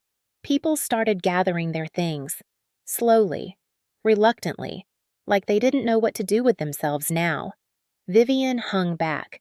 Ivania? The partnership. With Rivian. Is it dead? I considered. Modified. How? 3-year contract instead of 5. Enhanced oversight. Quarterly ethics audits. And you implement our compliance system across your entire company, not just the divisions that interact with us. That's strict. You just fired your CFO for embezzlement. Strict is appropriate. Fair, she nodded. I can work with that. Good. Jennifer will send over the revised terms. Thank you, she touched my arm, for not punishing me for Blake's crimes. You're talented, Viv, and you didn't know. I'm not going to destroy your career over someone else's fraud. Still, thank you. After they left, I stood alone in the conference room, looked out at the main floor through the one-way glass. My employees, my company, my empire. I'd built it alone, defended it alone, revealed it on my terms. And now, maybe, I didn't have to hold it alone anymore. My phone buzzed. Jennifer. Jennifer. You okay, boss? Me. Yeah, surprisingly okay. Jennifer. Want to get drunk and watch the security footage? Me. Tempting. But no, I'm going to go home. Actually, rest. Jennifer. That's healthy and mature. I'm proud of you. Me. Shut up! Jennifer. I took the elevator up, emerged through the hidden door into Phoenix Pages. The bookstore was empty. Quiet. The late afternoon sun streamed through the windows. I walked to the front door, looked out at the street. My family's SUVs were gone. The snow had stopped falling. Everything looked the same, but nothing was. I locked up, walked to my car, and drove home. To the penthouse. To the space that was actually mine. And for the first time in 8 years, I didn't feel like I was hiding. I felt like I was finally visible. It was almost 7 when my doorbell rang. I wasn't expecting anyone. Checked the video intercom. Vivian. I buzzed her up. She appeared at my door looking exhausted, makeup gone, hair in a ponytail, sweatpants and a coat. How did you know where I live? I asked. I followed you, from the office. She looked sheepish. I waited in my car for an hour trying to decide if I should come up. That's kind of stalkerish. I know. Can I come in anyway? I stepped aside. She walked into my apartment, stopped, looked around. Holy shit. Yeah. This is beautiful. She walked to the windows, looked out at the harbor. How long have you lived here?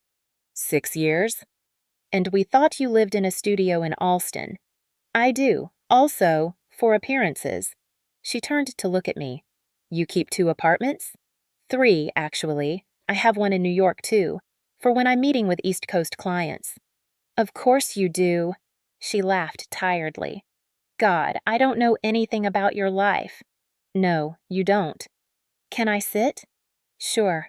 She collapsed onto my couch. Restoration hardware, stupidly expensive, absurdly comfortable. I called a divorce lawyer. Good. She said it's going to be messy. Blake's probably going to fight for custody. He's going to prison. Maybe, if they convict him. If they don't, her voice broke. What if they don't, Ivania? What if he gets away with it? He won't. The evidence is solid. But what if... Viv, stop. You can't catastrophize every possible outcome. You'll lose your mind. She pressed her hands to her face. I'm pregnant with a criminal's baby. My company is about to be dragged through a scandal.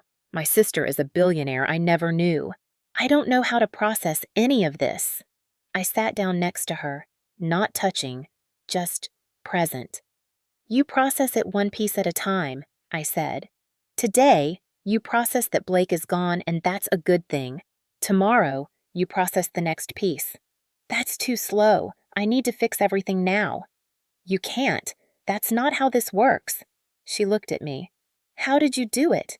Build something this big while we all thought you were failing. I didn't care what you thought. Liar. You did care. That's why you hid it. She was right. I did care. Okay, I cared. But I cared more about building something that mattered than about proving myself to people who wouldn't have believed me anyway. Do you hate us? No. Do you hate me? I thought about that. No, I'm angry at you. I'm disappointed in you. But I don't hate you. Why not? I was awful to you. Because you were trained to be awful. Mom and Dad made you compete with me before either of us understood what was happening.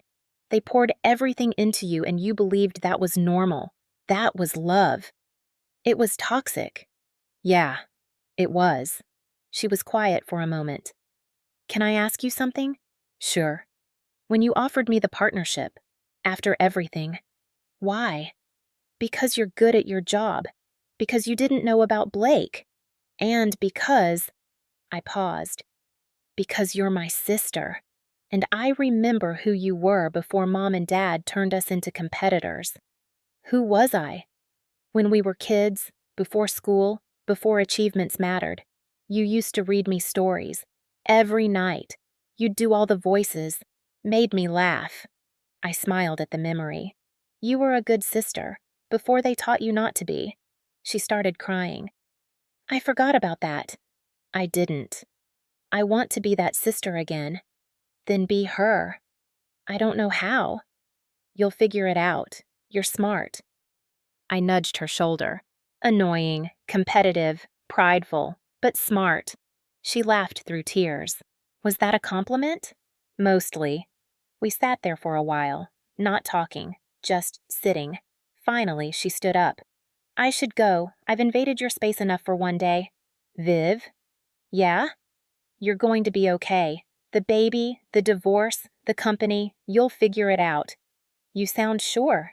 I am sure. You're a Davis. We're stubborn as hell. She smiled.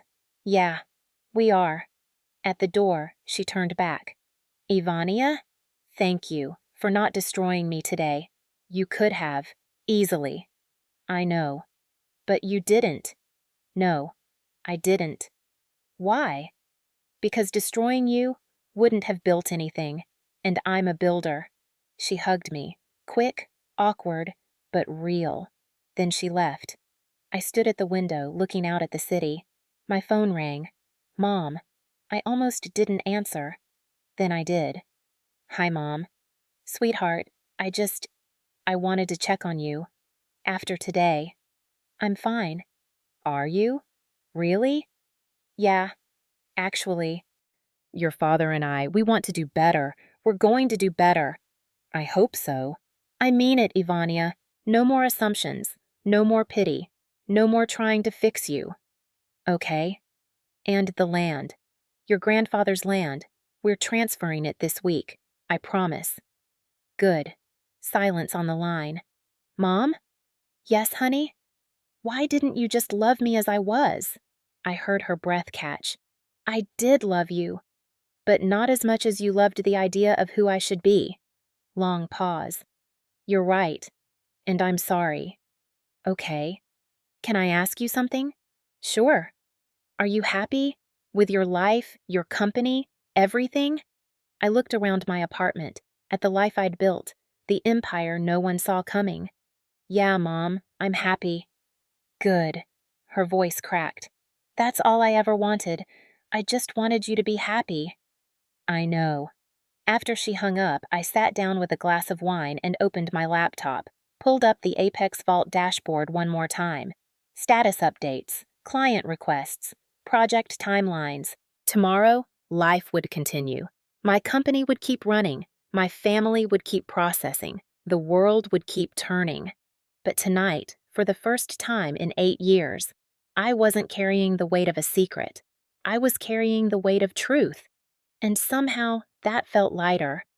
3 months passed before I saw most of my family again. Not because I was avoiding them, because I'd meant what I said about boundaries, about space, about letting relationships rebuild slowly instead of forcing them back together with good intentions and empty promises. They respected it. Mostly. Mom texted every few days. Nothing heavy, just small things. Saw this article about AI security and thought of you. The snow is beautiful today. Thinking of you, I responded when I felt like it.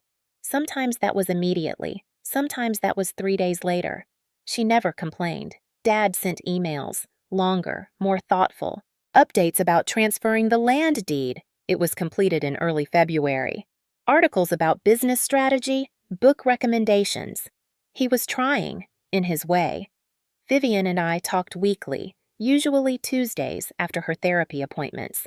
She'd call and we'd talk for 30 minutes, about work, about the baby, about Blake's case. He'd been formally indicted on 14 counts of fraud and embezzlement. About anything except the years she'd spent looking down on me. We weren't there yet, but we were getting there. The family therapy started in mid-January. Dr. Michelle Santos, a no-nonsense woman in her 50s who specialized in high-achieving families with communication issues. She didn't let anyone hide. The first session was brutal.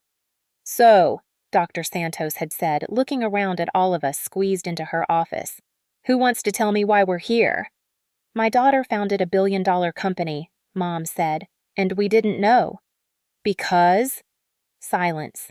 Because we never asked, I said finally. And why didn't you ask? Because I assumed they wouldn't believe me. And was that assumption based on evidence? I thought about 10-year-old me, excited about Bookbridge, about Dad telling me to be realistic, about years of being told to focus on school, get a real job, stop dreaming. Yes. Dr. Santos turned to my parents. And did you give her evidence to make that assumption? More silence. Yes, Dad said quietly. We did. That was session 1. It got harder from there. By session 4, Mom was crying every week. I just wanted to be a good mother. But what does that mean to you? Dr. Santos pressed. What does a good mother do? Protects her children, guides them, helps them succeed. And did you help Ivania succeed? I thought You thought wrong. So the question is, can you accept that your version of helping was actually hurting? Can you sit with that discomfort? Mom did sit with it. We all did. All. It was painful, necessary, real. In March, Vivian's divorce was finalized. Blake tried to fight it, claimed she was being influenced by me, that I'd manipulated her against him. His lawyers filed motions, requested delays, played every legal game they could. Didn't matter. The evidence was too strong, the fraud too clear. The divorce went through, full custody to Vivian. Blake got supervised visitation rights pending the criminal trial. "How do you feel?" I asked her over the phone. "Free," she said. "Terrified, but free. Good combination." "Is it?" "Better than feeling trapped and safe." She laughed. "When did you become wise?" "I've always been wise. You just never listened." "Fair." Her pregnancy was showing now. 5 months, belly starting to round. She'd posted about it on LinkedIn, a carefully worded statement about being a single mother, about Rivian's commitment to work-life balance, about building a company culture that supported families. The response had been overwhelmingly positive. "People keep telling me I'm brave," she'd said during one of our Tuesday calls. "But I don't feel brave. I feel like I'm barely holding it together." "That's what brave looks like from the inside." "You sound like a motivational poster." "Shut up." She'd laughed. We were getting better at this, the sister thing. The Rivian partnership was working. Not perfectly. There were hiccups, adjustments, learning curves. But Vivian had implemented our compliance system, hired a new CFO, thoroughly vetted, and opened her books to quarterly audits. She was building something real now, not based on inflated numbers or borrowed credibility, her own thing. I was proud of her. I told her that once. She'd cried. Cut. In April, I broke ground on the school, the Invisible Academy. 47 acres of rolling hills transformed into a learning space for kids who didn't fit traditional molds. The design was beautiful. Jennifer had connected me with an architect who specialized in educational spaces. Open classrooms, natural light, labs and maker spaces, a library that looked like something from a dream. "Who's this for?" the architect had asked during our first meeting. "Kids who are too quiet," I said, "too loud, too different, too much or not enough. Kids who are brilliant in ways schools don't measure." She'd smiled. "I can work with that." The school was scheduled to open in September. We already had applications, 300 families on the wait list, full scholarships for 60% of students, need-blind admissions, no grades, just projects and portfolios, the kind of school I wish I'd had. Grandma Rose came to the groundbreaking. She walked the land with me, leaning on her cane, looking out at the hills. "Your grandfather would be so proud," she said. "I wish he could see it." "He can, child. Wherever he is, he can." I didn't really believe in that, but I liked the idea of it. "Grandma, why did he leave this to me specifically?" She smiled. "Because he saw you, really saw you, and he knew you'd do something meaningful with it." "How did he know?" "You were 7. You found a bird with a broken wing in the backyard. You made it a hospital out of a shoebox, researched what to feed it, kept it alive for 3 weeks until it could fly again." She squeezed my arm. "Your grandfather said, 'That girl sees what needs fixing and figures out how to fix it.'" He was right. I felt something catch in my throat. "I don't remember that." "You wouldn't. It was natural to you. That's who you've always been. A builder, a healer, someone who makes things better." We stood there for a while, looking at the empty land that would soon be full of kids. Kids like me. Kids who needed someone to see them. "Thank you," I said finally. "For what?" "For being the one person in our family who always looked." "Oh, sweetheart." She patted my cheek. "Someone had to." In June, Vivian called me at 2 in the morning. "It's time." I was out of bed in 30 seconds, dressed in 2 minutes, in my car in 5. Boston traffic at 2 a.m. was blessedly light. I made it to Mass General in 15 minutes. Vivian was already in a delivery room, breathing through contractions, looking terrified. "You came," she gasped. "Of course I came." I wasn't sure if—" Another contraction cut her off. I grabbed her hand. She squeezed it hard enough to hurt.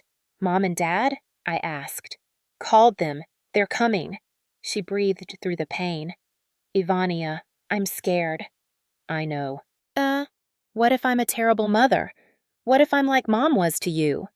You won't be. How do you know? Because you're aware. That's the difference. You know what not to do. Another contraction. Harder. She cried out. Okay, the nurse said, checking monitors. We're getting close. Let's get you ready. The next 3 hours were a blur. Vivian screaming, crying, squeezing my hand. The medical team moving efficiently. Mom and Dad arriving, looking shell-shocked and worried. Grandma Rose appearing somehow, though she'd claimed she was too old for middle-of-the-night hospital visits. Wouldn't miss this for the world, she said, settling into a chair. At 5:47 a.m., as the sun started to rise over Boston, my niece was born. 8 pounds, 2 ounces. Perfect, screaming at the top of her lungs. Vivian was crying, happy tears this time. Is she okay? Is she healthy? She's perfect, the doctor said, placing the baby on Vivian's chest. Absolutely perfect. I stood back, watching my sister become a mother, watching my parents become grandparents, watching something new begin. Ivania, Vivian said, looking up at me with tears streaming down her face. Come here. I moved closer. Meet your niece, Aria Rose Davis. Aria, I repeated softly. After you. Your middle name. She looked down at the baby. Aria Ivania Rose Davis, actually. I changed it. Hope that's okay. Something cracked open in my chest. You named her after me? And Grandma. The 2 women who saw me when I was too blind to see myself. I touched the baby's tiny hand. She grabbed my finger, held on tight. Hi, Aria, I whispered. I'm your aunt. Vivian smiled through her tears. The cool aunt, the billionaire aunt. The aunt who's going to teach you that success has nothing to do with what other people think. And that family is complicated but worth fighting for, Vivian added. Yeah, that too. Mom was crying. Dad had his arm around her, and he was crying too. Grandma Rose was smiling that knowing smile of hers. The first Davis born into honesty, Grandma said quietly. No lies, no pretending, just truth. A lot of pressure for someone 5 minutes old, I said. She can handle it. She's a Davis. September arrived with perfect weather. Crisp air, blue sky, leaves just starting to turn. Opening day at the Invisible Academy. I stood at the entrance watching families arrive. Parents nervous and hopeful. Kids ranging from 6 to 16, all of them carrying that particular energy of being different, being overlooked, being finally seen. Ms. Davis? A woman approached, holding the hand of a quiet boy who looked about 8. I'm Sandra Martinez. This is my son, Lucas. Hi, Lucas. He didn't answer, looked at the ground. His mother touched his shoulder gently. Lucas doesn't talk much, she said. But he's brilliant with computers. Been coding since he was 5. Really? I crouched down to Lucas's level. What's your favorite language? He glanced up. Python, he whispered. Good choice. I started with Python too. Have you tried JavaScript? A little. Want to see our computer lab? He nodded, actually looked at me. Small smile. Come on, I'll show you. I walked him and his mother through the building. The open classrooms, the maker spaces with 3D printers and laser cutters, the library full of books and comfortable reading nooks, and the computer lab, 30 high-end machines, professional software, everything a kid could need to build whatever they imagined. Lucas's eyes went wide. This is all for us? He asked. All for you. And your teachers are engineers and programmers, people who actually use this stuff professionally. Cool, he breathed. After they left to explore more, I stood in the hallway watching kids and parents flow through the building, watching faces light up, watching kids who'd been told they were too much or not enough realize they were exactly right. Boss? Jennifer appeared beside me. She'd taken a board position at the school, was officially our director of operations. Yeah? There's someone here to see you. Says she's a former student of yours? I frowned. I've never taught. Not taught. She says you gave her a chance when no one else would. Jennifer gestured down the hall. A young woman in her 20s stood there, looking nervous. It took me a second to recognize her. Patricia Chen? She smiled. Hi, Ms. Davis. Patricia, the whistleblower from Rivian, the one who'd reported Blake's fraud. What are you doing here? I heard about the school, about what you're building, and She took a breath.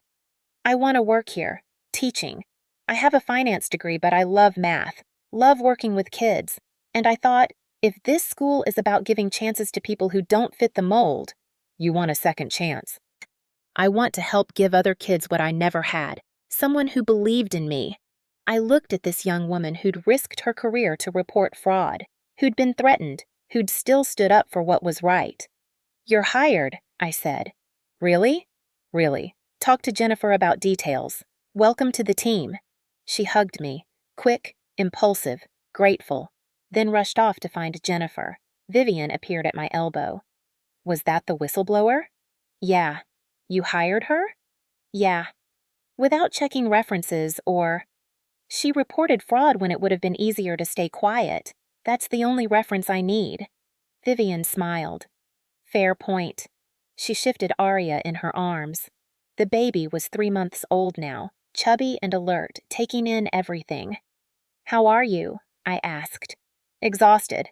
Arya had me up every 2 hours last night. Want me to take her tonight? Give you a break? Really? Really. I'm the cool aunt, remember? I should practice. She handed over the baby. Arya looked up at me with wide eyes, grabbed at my hair. She likes you, Vivian said. Everyone likes me. I'm delightful. And modest. That too. We walked through the building together, found our parents in the library talking to other parents. Mom saw us and waved.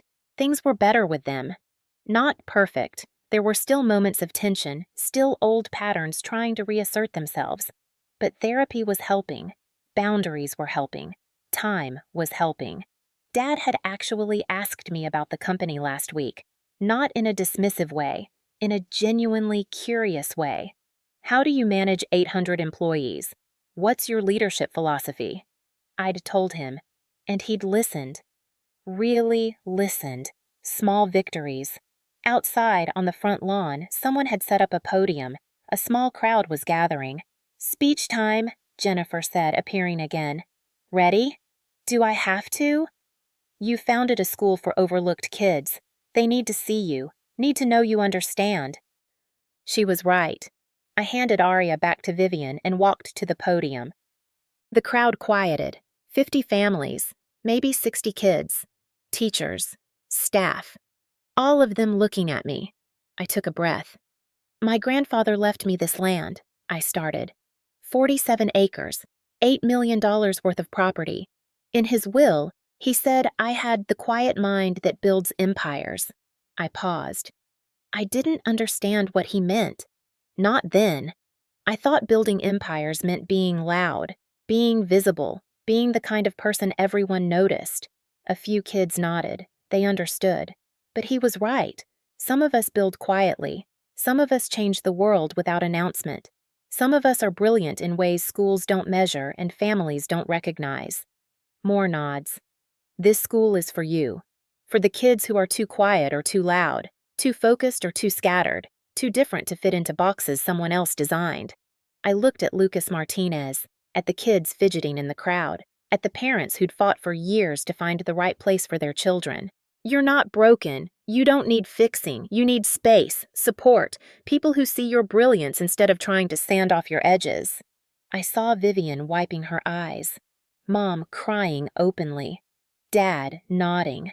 I built a billion-dollar company, I continued, and my family had no idea because I was invisible to them, because I was quiet, because I didn't perform success the way they expected. But you know what? Being invisible gave me power. It let me build without interference, without people telling me what was possible, without people trying to make me smaller to fit their comfort. I smiled. So, to every kid here who's ever been told you're too much or not enough, who's ever felt invisible or overlooked or misunderstood, good. Use it. Build something so undeniable they can't look away. Build something so brilliant they have to see you. This school is your space, your launch pad, your proof that different isn't wrong, it's just different. Welcome to the Invisible Academy, where quiet minds build loud dreams. The crowd erupted, parents clapping, kids cheering, some crying. I stepped down from the podium and was immediately surrounded. Kids asking questions, parents thanking me, teachers introducing themselves. Jennifer pulled me aside. That was perfect. It was honest. Same thing. 1 year later, the Tuesday calls with Vivian had become Tuesday dinners every week, her place or mine. Sometimes just us. Sometimes with Aria. Sometimes Mom and Dad joined. Sometimes Grandma. Tonight was just us. Vivian's apartment. She'd moved out of the penthouse she'd shared with Blake, got something smaller, warmer, more hers. Aria was 14 months old, walking, starting to talk, currently destroying a bowl of pasta with her hands. She's going to need a bath, I observed. She always needs a bath. Vivian wiped sauce off the baby's face.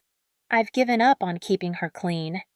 Good. Cleanliness is overrated, says the billionaire with a cleaning service. I'm practical, not perfect. Vivian's phone buzzed. She glanced at it, smiled. What? I asked. Rivian just closed another contract, biggest one this year. Congratulations. Thanks to your compliance system, clients trust us now, know we're clean.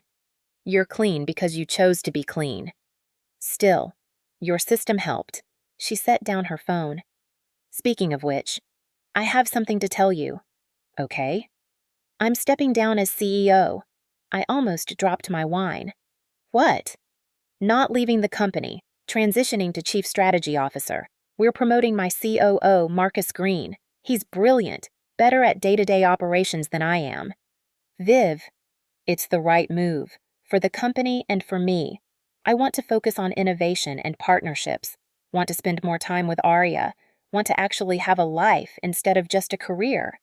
I studied her. She looked happy, lighter than I'd seen her in years. You're sure? I'm sure. Took me a while to realize that stepping back isn't failing. It's choosing. Wow, therapy really worked on you. She laughed. Shut up. Aria threw a piece of pasta. It landed in Vivian's hair. We both cracked up. Aria, no, Vivian said, but she was smiling. Food stays on the plate. Aria grinned, threw another piece. She's going to be trouble, I said. She's a Davis. Of course she's going to be trouble. My phone buzzed. Text from Mom. Mom, Sunday dinner this week? Your father wants to show you his new woodworking project. He built a bookshelf. Me. A bookshelf? Mom, he's been taking classes. Says he wants to make things with his hands instead of just managing money. Me. That's unexpected. Mom, he's different now. We both are. Trying to be, anyway. Me. Okay, Sunday works. Mom. Wonderful. Bring Vivian and Aria if she's free. Love you. I showed Vivian the texts. Dad's woodworking, she said. That's so random. People change. And do they? Really? Yeah, when they want to badly enough. She nodded slowly. Blake's trial is next month. I know. I'm testifying. I figured. I'm terrified. Of what? Of seeing him, of having to face what he did, what our marriage really was. I reached across the table, squeezed her hand. You'll handle it. You've handled everything else. Because I had help. Because I had you. You would have figured it out anyway. Maybe. But it would have been harder. Lonelier. She looked at me. Thank you. For not giving up on me when you had every reason to. You're my sister. I wasn't going to give up on you. Even after everything? Especially after everything. Aria banged her spoon on the table. More? More pasta? Vivian asked. More. That's her favorite word now, Vivian said. More. Always more. She's ambitious. Gets it from you. And stubborn. Gets that from you. Perfect combination. Say, later, after dinner, after Aria was asleep, Vivian and I stood on her balcony.